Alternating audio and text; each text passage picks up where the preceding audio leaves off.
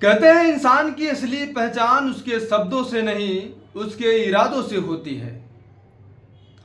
लेकिन अगर कोई इंसान किसी की छोटी सी छोटी कमी को उसकी मौत की वजह बना दे तो क्या होगा।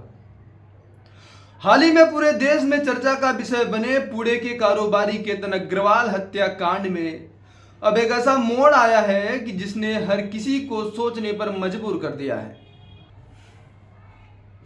एक लड़का जिसकी कुछ ही महीनों बाद शादी होने वाली थी, परिवार खुश था, सपने सज चुके थे, बाली में प्री वेडिंग शूटिंग की तैयारी थी।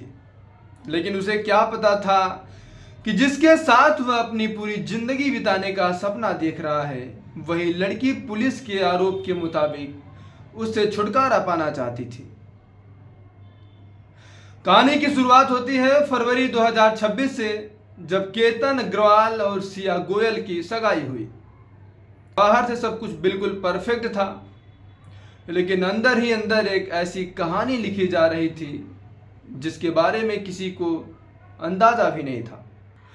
पुलिस के मुताबिक उसी दौरान सिया की नजदीकियां चेतन चौधरी नाम के युवक से बढ़ने लगी। दोनों घंटों घंटों फोन पर बातें करते थे और इसी बीच केतन अपनी शादी की तैयारियों में व्यस्त था। फिर आया 6 जून, बाली जाने का दिन।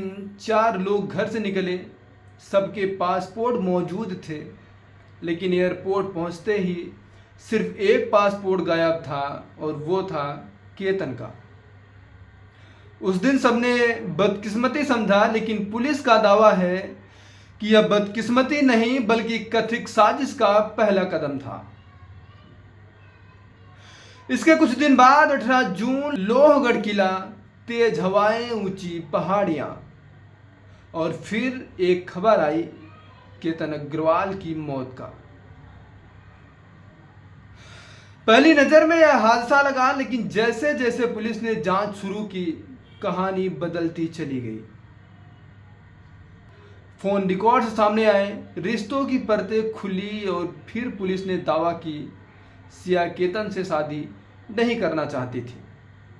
इतना ही नहीं, जांच में यह भी दावा किया गया है कि कथित तौर पर केतन के हकलाने और विग लगाने जैसी बातों पर भी खुश नहीं थी।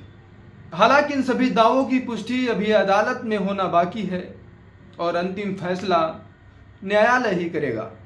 लेकिन अगर पुलिस के आरोप सही साबित होते हैं तो यह सिर्फ एक हत्या की कहानी नहीं होगी, बल्कि भरोसे के टूटने, प्यार के धोखे और लालच की ऐसी कहानी होगी जिससे लोग लंबे समय तक याद रखेंगे। अब सवाल आपसे, क्या आपको लगता है इस मामले में अभी और भी बड़ी खुलासा होना बाकी है?